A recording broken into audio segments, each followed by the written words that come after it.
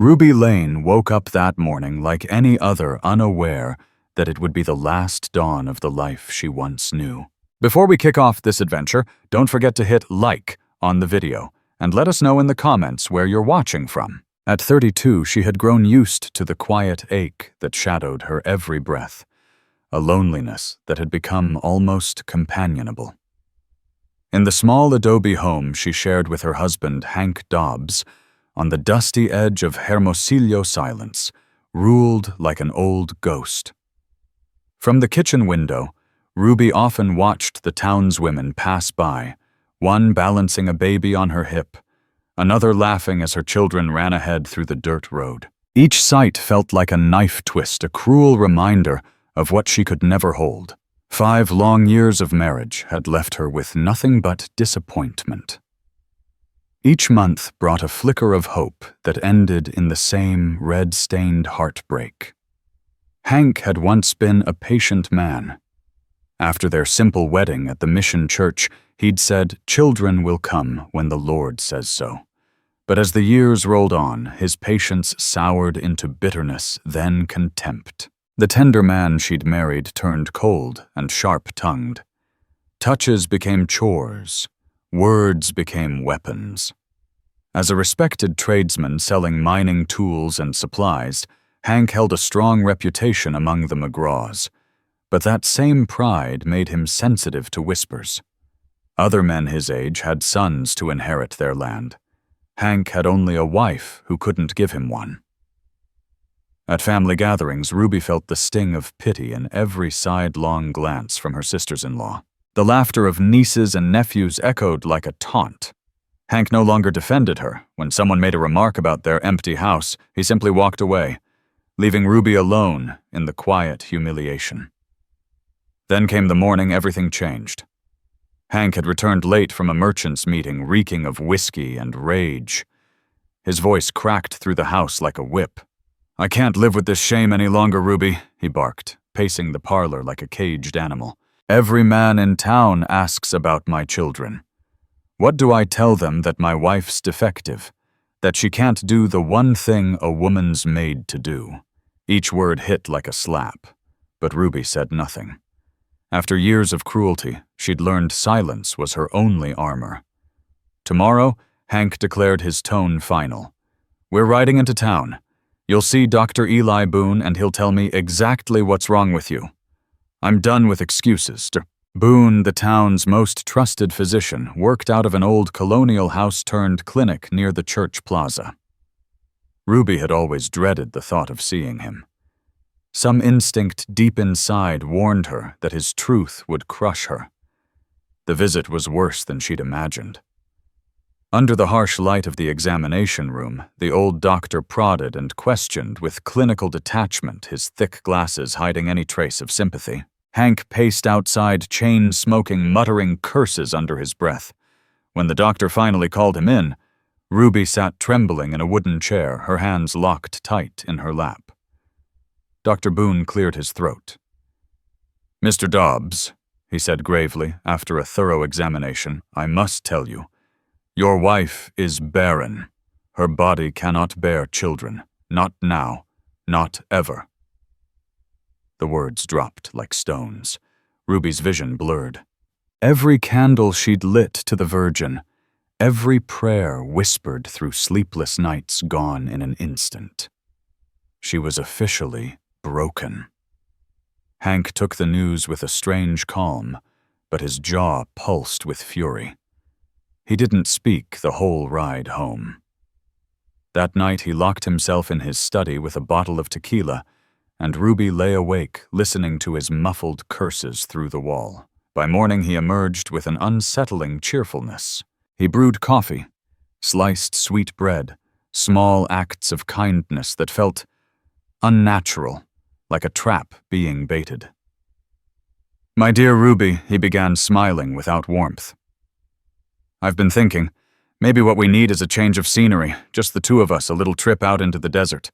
We can camp under the stars, remember how it used to be."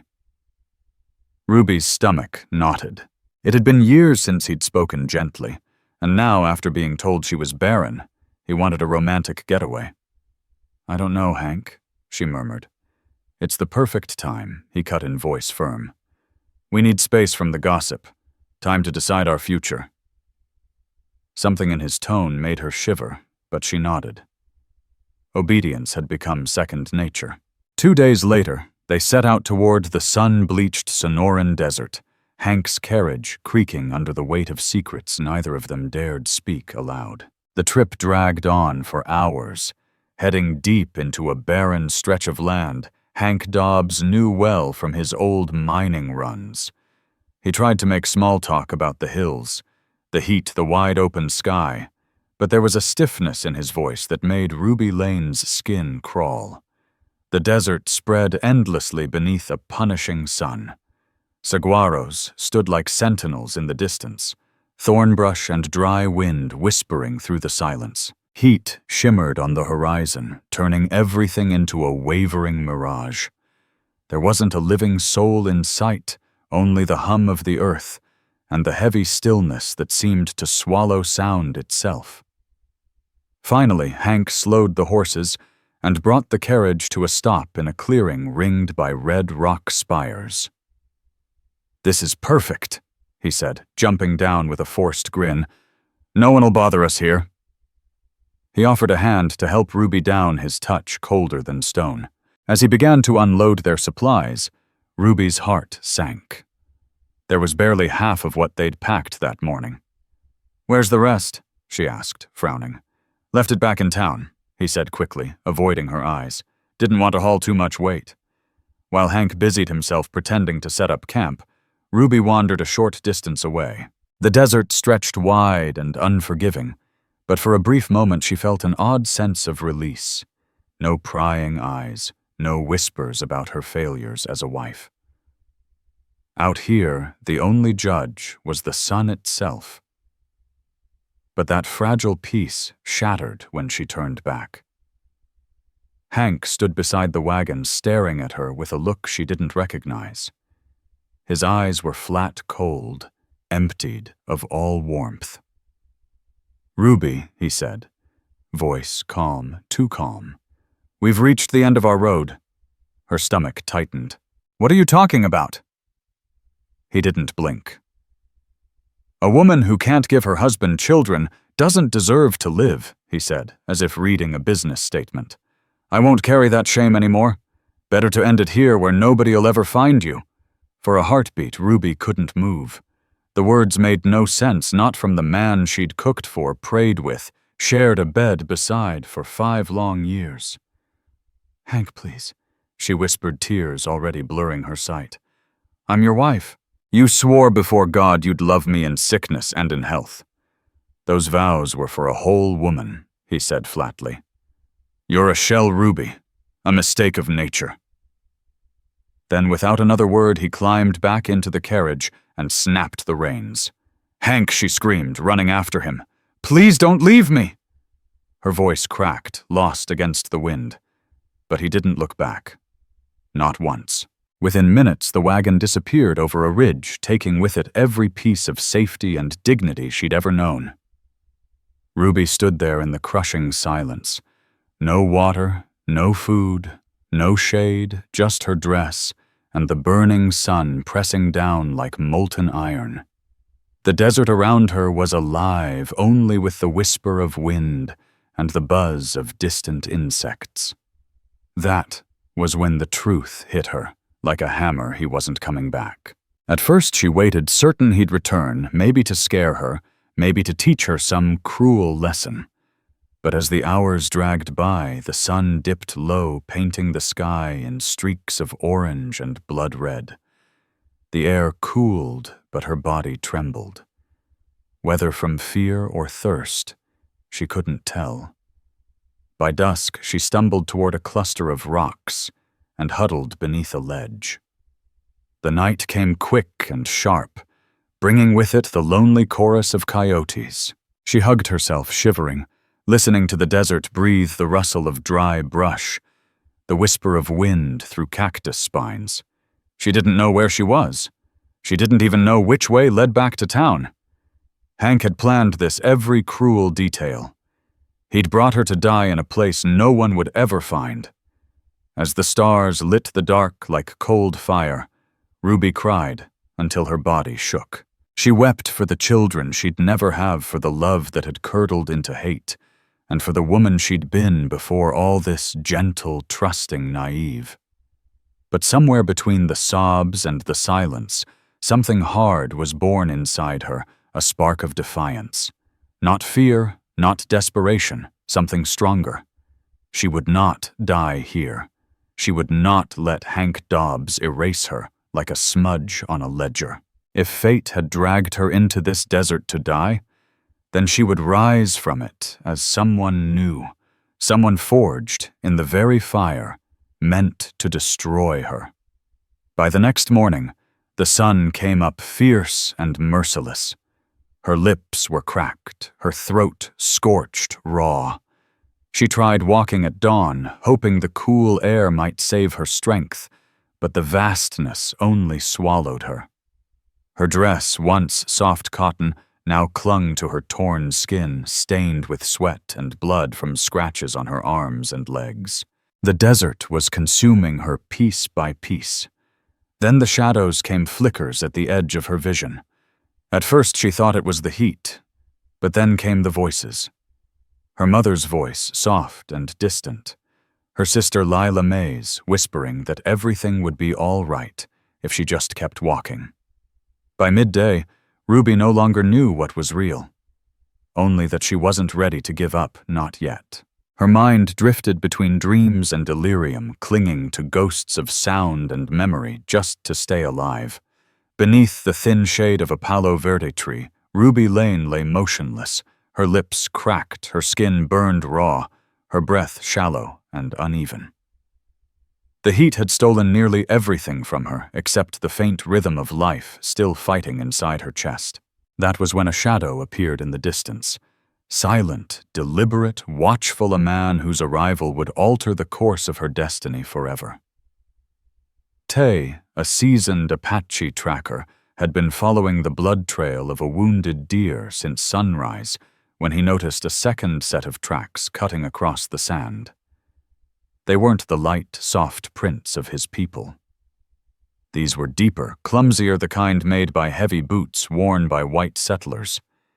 He crouched, studying them. The steps wandered aimlessly, stumbling here and there, no sign of direction or purpose. Whoever made them wasn't scouting or exploring. They were lost, desperate, alone. Years of surviving in the harshest lands had sharpened his instincts, and those instincts whispered danger. Strangers on Apache land rarely meant peace. They could be miners, seeking silver surveyors, mapping land to steal, or soldiers paving the way for war. His first thought was to turn back and warn the Boone Riders, but something in those tracks made him hesitate. There was sorrow in the way the boots had sunk into the dust, the mark of someone abandoned, not pursuing. Only one set of footprints, smaller than a man's. Following quietly, Taye moved through the canyons and brush with the precision of a hawk, his eyes never losing the trail. He passed towering boulders, spiny cholla, and the shimmer of heat rising from the sand until he reached a small outcropping. There, beneath the narrow shadow of a Palo Verde, he saw her. A white woman, face blistered hair tangled with thorns and grit. Her dress was torn, her skin red and swollen from the sun. For a heartbeat, he thought she was already dead. But then he saw it, the faint rise of her chest, the smallest gasp of air. His first reaction was distrust. Every lesson he'd learned told him that pale faces brought ruin. His people had bled for every inch of this land, their rivers poisoned, their herds hunted near extinction. Looking down at her, part of him felt a grim sense of justice. Let the desert take one of them for once. And yet something in her stillness caught him. She wasn't dressed like a rich merchant's wife or a soldier's lady. Her clothes, once fine, were now dirt-streaked and torn. Her hands were rough, her nails broken. She carried no weapon, no pack, not even a canteen. He watched her for several long minutes, torn between instinct and conscience. The teachings of the old ones whispered at the back of his mind to take life needlessly was dishonor. To show mercy was strength. Finally he sighed and approached one hand resting loosely on the knife at his belt. Still wary, he knelt beside her. No tricks, no traps, just a dying woman. He unhooked his canteen and lifted her head with care, tilting a few drops of water to her lips. At first, nothing. Then she stirred, mouth trembling, swallowing weakly as life began to flicker back into her. Her eyes opened for a brief moment, hazy, unfocused, catching the image of a dark-skinned man kneeling above her. His hair was long and tied back with leather. His clothing was made of soft buckskin etched with beads and symbols she didn't know. His face was strong, his eyes dark and steady, a mixture of suspicion and quiet concern. Terror clawed through Ruby's chest. Every story she'd ever heard about the Apache came flooding back, Raid's kidnappings worse. She tried to move, but her body betrayed her too weak even to crawl away. Taye understood that look. He'd seen it many times, the fear of the unknown, the expectation of cruelty. Slowly he raised both hands, palms open in peace. "No harm," he said. His voice rough but gentle, the words shaped by a thick accent. "Water. Help." Ruby blinked, trying to understand. The taste of moisture lingered on her tongue. Her throat burned a little less. He was helping her. An Apache warrior helping her. Still fear pulsed in her blood. Every movement he made was measured, slow, deliberate, never startling her. He gave her another sip, then tore off a small piece of dried meat from his pouch, offering it in silence. As the hours passed, a fragile rhythm began between them. He provided water food and shade. She watched him warily, too weak to speak, too tired to run. Neither said much, his Spanish was broken, and her strength was nearly gone. When the sun sank behind the red cliffs and shadows lengthened across the desert, Taye knew he faced a choice. Leaving her meant death. Taking her meant risk, and maybe trouble with his people. But one look at the half-dead woman beneath the tree settled it for him. Whatever her story was, he couldn't walk away. Taye knew she wouldn't survive another night out there. The coyotes would come, or the cold would finish what the sun had started. But taking a white woman straight into his people's camp, that would spark fear, maybe even bloodshed. There had to be another way. About an hour's walk away, he knew of a small cave hidden deep between sandstone ridges, a place he used while hunting far from home. It was dry, stocked with blankets, smoked meat, and a trickle of clean spring water. It would do.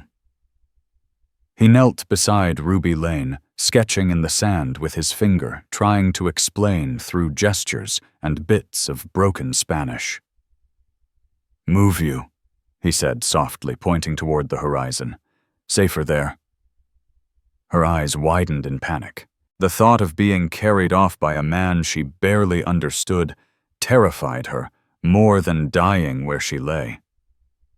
But as the sun began to fall and the desert air turned cold, the memory of that last freezing night crept back through her bones. She finally gave a small, trembling nod. Taye lifted her carefully, surprised by how light she was, as if half her life had already been burned away by the desert. The trek was slow and brutal. The ground was sharp, the wind cutting, and she slipped in and out of consciousness. But at last they reached the narrow cave carved into the bluff's side. Inside, the air was cool. Taye laid her on a deerskin blanket and fetched water from the spring, trickling it onto her lips until she could swallow. He worked quietly, his movements efficient, protective. Days passed, and a fragile rhythm took hold between them. At sunrise, Taye would hunt rabbits, sometimes a bird, anything the land would give. At dusk, he returned with food, and the small fire in the back of the cave became their light, their warmth, their unspoken bond. Ruby grew stronger, though her guard never fully dropped. She still watched him carefully, her eyes following every movement. They spoke in fragments, half Apache, half Spanish, and a few scattered English words she taught him in return. It was clumsy awkward, but it worked. To her surprise, Ruby found herself learning fast. Maybe it was desperation. Maybe it was that quiet hunger for freedom that had lived inside her all along. Words began to flow between them, simple at first, water food, safe, thank you.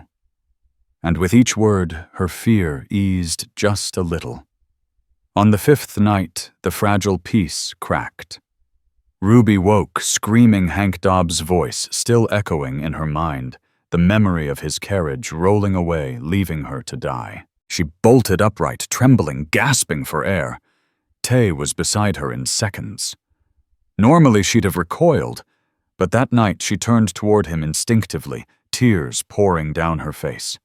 The pain spilled out in violent sobs, years of humiliation, betrayal, and abandonment breaking loose all at once. He didn't understand her words, but he didn't need to. The sound of a human heart breaking didn't require translation. Without a word, Taye began to speak in his own tongue, low, steady, his voice a calm current in the storm. He told her an old story his grandmother once shared of a woman who'd lost everything. Her family, her home, her hope, until one night the stars whispered to her that she wasn't broken, only waiting to be reborn. Ruby couldn't understand the words, but she understood the rhythm, the compassion beneath them. The deep tone of his voice soothed her like water on fire. For the first time since her abandonment, she felt safe.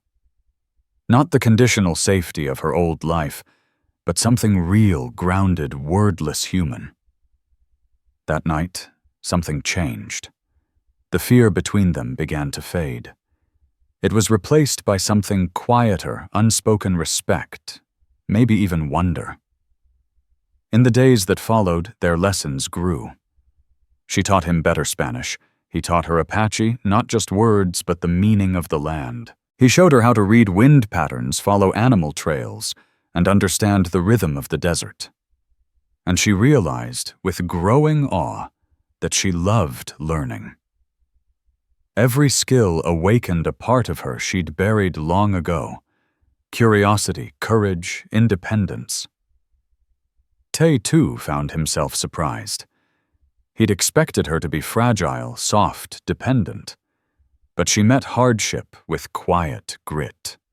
Her once delicate hands became steady and strong as she helped him strip bark for cord or carve tools from bone. She never complained, not when the fire smoked, not when her fingers bled. He began to admire her, not as a woman to protect, but as someone who endured. Someone who carried her own fire. And Ruby in turn began to see him differently. Not as the savage she'd been taught to fear, but as a man of depth, disciplined, loyal, and kind. She saw the weight he carried, the loss of Ahioka, his wife, and Luke Callahan, his young son, both gone in a raid years ago. Two souls, each scarred by loss, now bound together by survival and silence. And in that silence, something tender began to bloom. It was on the 10th night after Taye returned from a successful hunt with a deer slung over his shoulder that the world quietly shifted between them. As they prepared their evening meal, something that had long become their quiet ritual, Ruby Lane found herself laughing, really laughing, for the first time in years. She and Taye were teasing each other about the stubborn desert lizard she'd tried to catch earlier that morning, only for it to dart between the rocks like a shadow. It was such a small, ordinary thing, yet in that shared laughter, something inside her shifted. For the first time since she could remember, Ruby felt truly seen, not as someone's wife, not as a failure, not as a woman measured by what she could or couldn't give. Taye valued her for her will, her wit, her quiet bravery. He treated her like an equal something no one in her old world had ever done. That night, as they sat outside the cave mouth watching the stars glitter across the dark sky, Ruby made a choice she knew would change everything. She would never go back. Not to Hank Dobbs, not to the empty life she'd left behind. That woman, the barren wife, the castaway, was gone. She turned toward him, speaking the Apache name he'd taught her, the one that rolled gently from her tongue. "Taye," she said softly, her gaze unwavering. "I want to stay with you." He looked at her for a long time, stunned into silence. The meaning of her words sank deep. A white woman choosing to remain among the Apache was choosing exile. "Are you certain?" he asked in halting Spanish. "Your people may never take you back. Mine may not accept you either." Ruby met his eyes, and for a moment he saw not the fragile woman he had found dying beneath the Palo Verde tree, but someone fierce, unbreakable. "My people already turned their backs on me," she said quietly. "With you, I finally feel alive." That vow marked the beginning of something neither of them had expected, a transformation that reshaped them both. In the weeks that followed, their days flowed like a new rhythm. Taye taught her the old ways of the desert, how to spot wild onions beneath thorny roots, where to dig for cool water, how to read the clouds for rain. She absorbed it all eagerly, her mind sharp, her curiosity endless. By afternoon, they worked side by side, tanning hides, carving bone into needles, weaving strands of agave into cord, strong enough to hold a deer carcass. Ruby's hands, once soft and untested, grew steady and sure. She could stitch leather that would withstand a sandstorm and build a fire that burned clean and quiet. But it was the nights that bound them, those slow hours by the fire, when stories became bridges. Taye spoke of his youth among the Boone Riders, of lessons from his father and uncle's men who had taught him that strength meant not dominance, but harmony with the world around him. His words painted a picture of a people who honored the earth as family, who saw balance in every living thing. His voice carried a kind of wisdom Ruby had never known, a strength born of spirit, not control. When she spoke, it wasn't of pain or betrayal, but of her mother Evelyn Hart, who had secretly taught her to read when most women were denied such freedom. She told him of her dreams as a little girl of wanting to cross the mountains to see the world beyond what others told her was enough. And then one night, beneath a cascade of shooting stars, something shifted between them. Taye had been telling her an old legend that each star was a warrior's resting place, and the brighter it shone, the greater his honor had been in life. Ruby listened, but her heart wasn't following the story anymore. It was following him. The cadence of his voice, the warmth in his eyes, it all felt like home. He turned toward her mid-sentence, catching her gaze. The silence that fell between them wasn't empty. It was charged with something ancient, something inevitable. They leaned closer, their foreheads nearly touching. When they finally kissed, it was slow, reverent, a promise more than a passion. The desert wind moved around them like breath itself, carrying away the ghosts of who they'd been. Their love wasn't rushed or reckless. It was patient, careful, like building a fire from fragile embers. For Ruby, it was the first time she'd ever been touched with tenderness instead of possession. Taye didn't see her as a broken thing. He saw her as a woman remade, strong, curious, radiant with life. In him she found calm. In her, he found healing. The days that followed were filled with quiet happiness, Laughter at dawn, shared meals by firelight, among silences that spoke louder than words. But both of them knew the cave couldn't keep them forever. The world outside still waited with all its dangers and judgments. Their supplies were running low. Taye made his decision. "It's time," he said one evening, his tone steady. "You must meet my people." He knew what it could mean, the risk, the suspicion. A white woman living among the Apache was enough to divide a camp. But he couldn't hide her any longer. Not the woman he now called his. So the preparations began. He taught her how to greet the elders, how to bow her head in respect without surrendering her spirit, how to sit, how to listen, how to let silence speak before words did. And most importantly, he warned her they may not welcome you. Ruby studied harder than ever. She learned to braid her hair the Apache way, to wear the deer-hide garments they'd stitched together, to pronounce tribal greetings perfectly. But no matter how much she learned, anxiety gnawed at her. Would they accept her? Would she ever truly belong? When the day came, she stood at the cave's entrance, her hands trembling.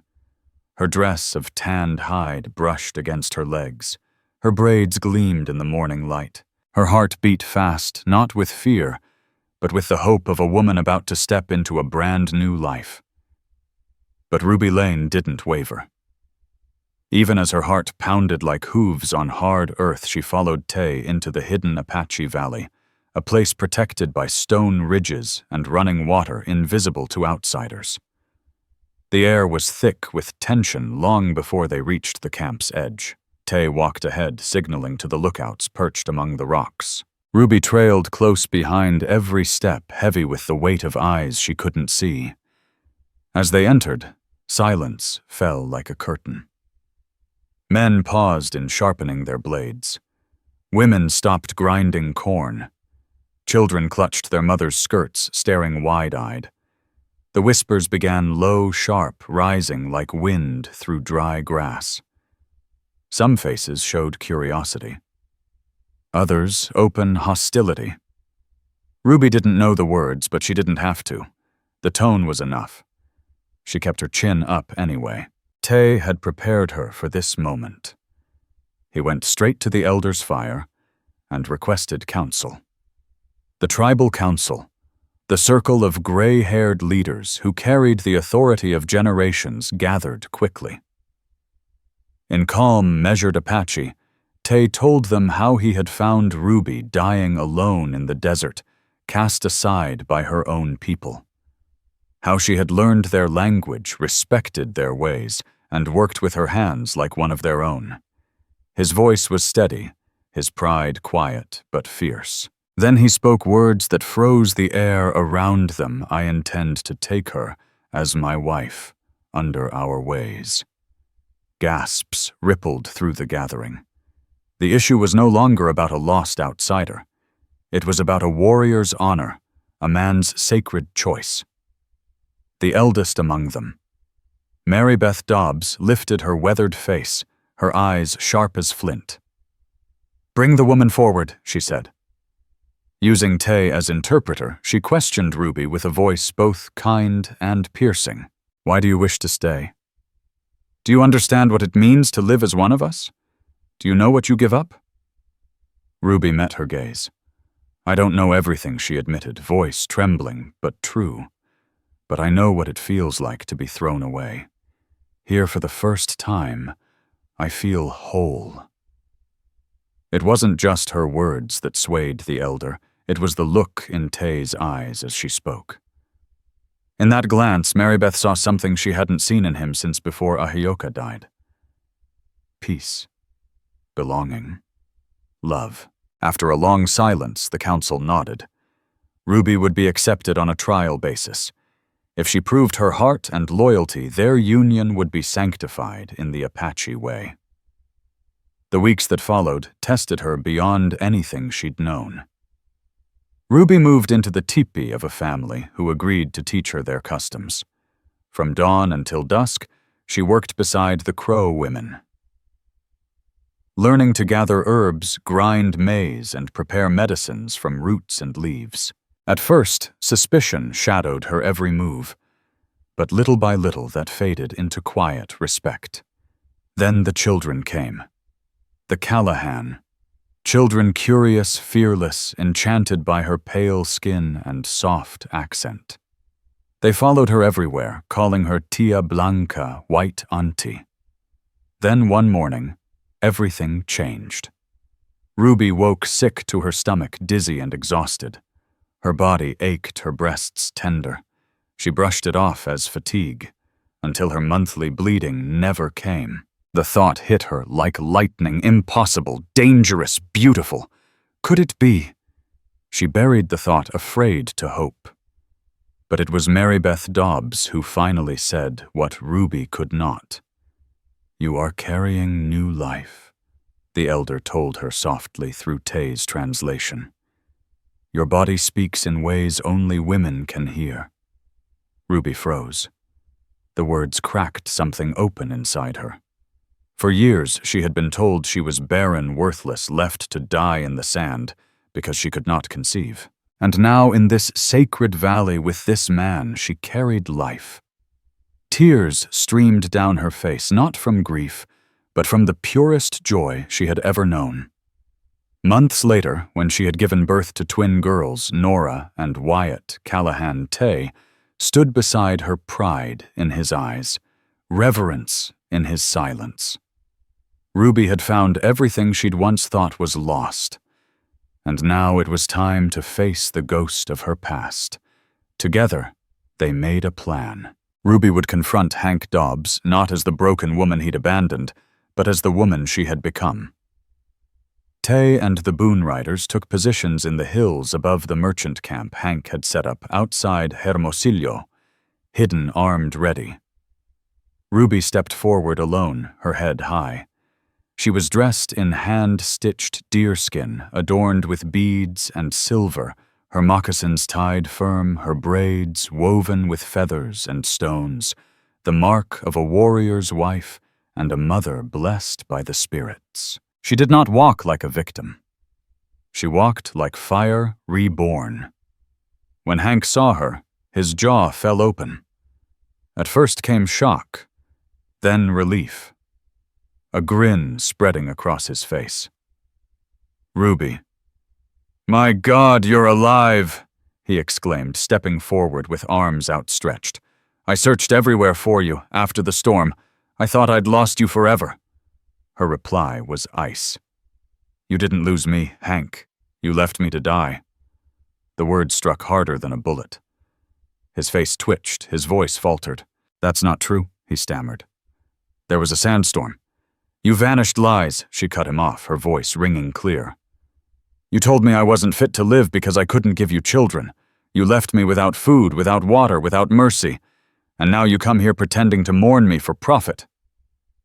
Before he could respond, two small figures stepped out from behind a boulder, Nora and Wyatt, their braids glinting in the sun. "Amma," they cried in Apache, running toward her. Hank froze, color draining from his face. Two healthy girls laughing alive, calling the barren woman mother. "These are your daughters," he whispered, his voice breaking. Ruby pulled them close, her voice steady as iron. "They're my daughters," she said. "The ones I could never have with you, but had with a man who saw my worth." And that was when Taye stepped from the shadows, tall, silent, unflinching. The light caught the scar across his jaw, the glint of his knife at his side. He didn't need to speak. His presence alone said everything. The coward who had once abandoned Ruby Lane now stood face to face with the man who had saved her and the family she had built from the ashes of his cruelty. He was more than a man standing before Hank Dobbs. He was everything Hank had tried to erase and failed. Every ounce of dignity, every spark of life that Hank had crushed in Ruby Lane now stood alive and defiant beside Taye. "This is my husband," Ruby declared, her voice steady as steel. She switched to Apache, her tone rich with pride. "The father of my children. The man who saved me when you tried to bury me in the desert. Hank's confidence cracked. The sight of her radiant alive, stronger than ever, shook him to his core. His voice trembled. "Ruby, wait. Listen to me. There's the matter of your father's inheritance. You have no claim to it," she cut in sharply. "You forfeited every right the day you left me to die, both by Mexican law and Apache tradition. A man who abandons his wife in mortal danger loses all rights as a husband." Hank went pale. His men shifted uneasily, glancing toward the rocky hills around them, sensing eyes watching from every shadow. "That's superstition," he barked, clinging to control. "The law still recognizes our marriage, and by law you're still my wife." Ruby's expression didn't waver. "Not only did you abandon me," she said, her voice calm but lethal, "you built our marriage on lies. You extorted my family, forged debts that never existed to force me into your house. I have witnesses, I have proof, and I have the protection of a sovereign people who see your betrayal as a declaration of war." Her words hung in the air, and then came the sound. The faint rustle of movement from the cliffs. One by one, figures appeared, the Boone Riders, stepping from the rocks like phantoms in buckskin, silent, armed, watching. Hank's hired men faltered, their bravado dissolving into panic. They were surrounded, and they knew it. "This isn't over," Hank muttered weakly. "Yes," Ruby said, her voice low, final. "It is." She stepped closer, her eyes steady, her presence commanding. "You've lost everything, your power, your fortune, your chance at redemption. And I don't hate you anymore. Not because you deserve forgiveness, but because I refuse to let your poison live inside me." Hank swallowed, trembling as she stood inches away. For a moment he thought she might embrace him. Instead, her next words cut him deeper than any blade. "I forgive you not for your sake, but for mine. I release you, Hank. You can live with what you've done." Then she turned away, her daughter's small hands gripping hers. "Let's go home," she said softly in Apache. And together they walked toward Taye, the man who had given her back her life. Hank Dobbs never returned. Some said he drank away what little fortune he had left. Others whispered he died nameless, penniless, and bitter in a border town that no longer remembered his name. It didn't matter. To Ruby, he was nothing but dust. The inheritance he once coveted became hers legally fully. Witnesses came forward with testimony of his deceit, his manipulation, the lies that trapped her family. The courts recognized the truth, and the estate passed entirely to her. But Ruby didn't use it to return to civilized life. Instead, she used every penny to strengthen the community that had saved her. She helped build safe trade routes that connected Apache craftsmanship to border towns, creating prosperity for her people. She purchased land, legally documented land, forming a protective barrier between the tribe and the greedy hands of expansion. Her diplomacy was quiet, but her resolve was iron. Ruby Lane became more than a wife or mother. She became a protector. Her twin daughters, Nora and Wyatt Callahan, grew up strong and wise, fluent in both Apache and Spanish. They learned medicine from the Crow women, studied the stars with Taye, and read books their mother had once hidden from her old life. They were living proof that two worlds, though divided by pain and history, could meet with grace and understanding. Ruby became a legend in both worlds. Among the Boone Riders, she was known as the woman reborn a healer, a bridge between nations, a mother of two cultures. Among the border towns, whispers spread of the white woman left to die, who rose from the desert stronger than stone. At night, Ruby would sit by the fire outside her teepee with Taye and their daughters.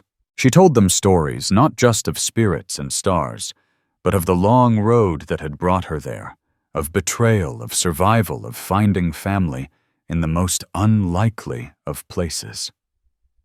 Sometimes when the wind was still, she looked out across the desert, wide, endless, alive, and felt its pulse beating inside her chest. Once this place had been her grave. Now it was her home. She had been told she was barren, broken, worthless. Now she was mother, healer, warrior, wife, and for the first time in her life, completely, fiercely alive. The story of Ruby Lane is one the desert itself remembers, a story that teaches the truest lesson there is: never let anyone define your worth. Because even in the harshest land, beneath the cruelest sun, a woman can rise and become the fire that once tried to consume her. Your worth isn't measured by what others demand of you. It's built from your courage to survive, to grow, to speak your truth, and to rise from the ashes others meant to bury you under. Ruby Lane's transformation didn't come from luck or magic. It came from choice. The choice to trust a stranger. The choice to learn a new language and live by a new code. The choice to open her heart again, not to desperation but to love that was real. The choice to face her past without hatred. And finally, the choice to forgive, not because Hank Dobbs deserved forgiveness, but because she deserved peace. Each decision pulled her farther from the broken woman she once was, and closer to the unshakable one who stood tall before the world. Her journey reminds us that the darkest hours often spark the brightest dawns. The desert that was meant to claim her became her cradle of rebirth. The tears once shed for a barren womb turned into tears of joy as she held her twin daughters Nora and Wyatt Callahan in her arms. But maybe the greatest lesson of all is this: true love begins when you finally love yourself. Taye didn't love Ruby because she fit anyone's definition of perfection. He loved her because he saw what she was only beginning to see: her fire, her endurance, her brilliance.